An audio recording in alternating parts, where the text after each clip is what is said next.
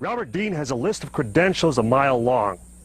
He served 4 years from 1963 to 1967 at Supreme Headquarters Allied Powers, Europe, the military arm of NATO. He was an intelligence analyst with a cosmic top-secret clearance. Well, Don, it began for me in 1963 when I was assigned to the Supreme Headquarters Allied Powers in Europe. I arrived in the summer of '63 and I was assigned to the Operations Division. I was further assigned to what we call SHOC, the War Room, the Supreme Headquarters Operations Center. And at that time I was given a cosmic top-secret clearance, which was and still is the highest level of security access that NATO has. When I was assigned to the War Room, I learned that a study had been initiated in 1961, and everybody was talking about it. They were gossiping about it. And the subject was UFOs, and that intrigued me a bit.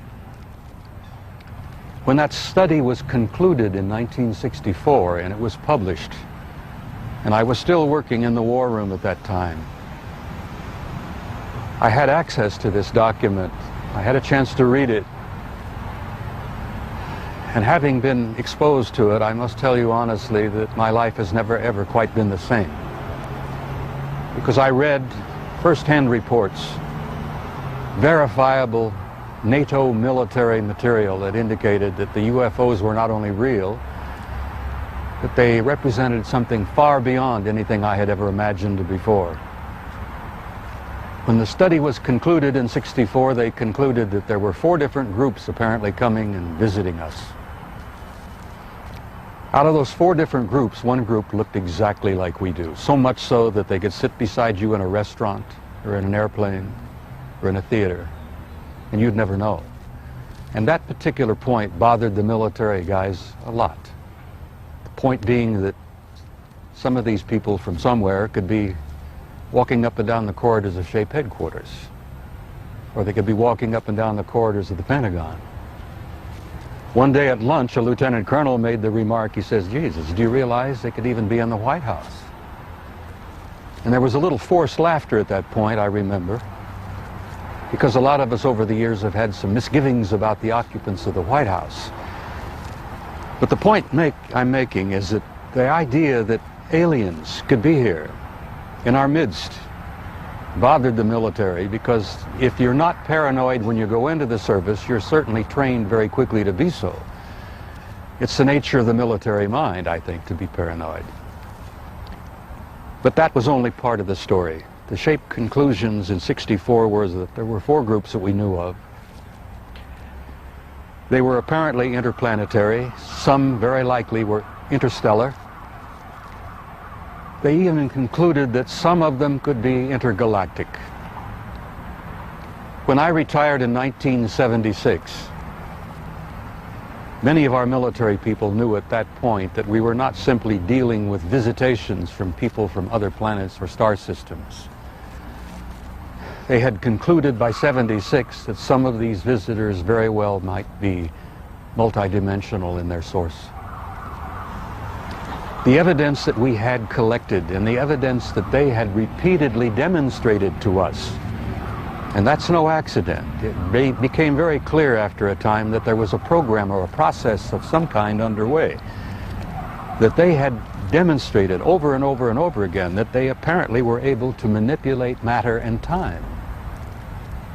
Now this really shook up our scientists. There are a lot of new young scientists in particle physics today who talk about multiple dimensions.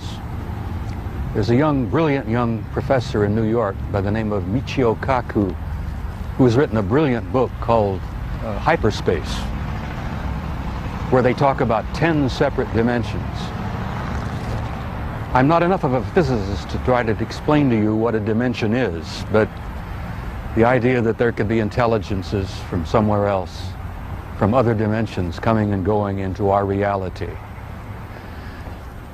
It's been quite a shakeup in traditional science. I guess I speak out openly and bluntly about this because I feel so strongly about it. I violate my security oath every time I speak about it. I do it intentionally and I do it on purpose.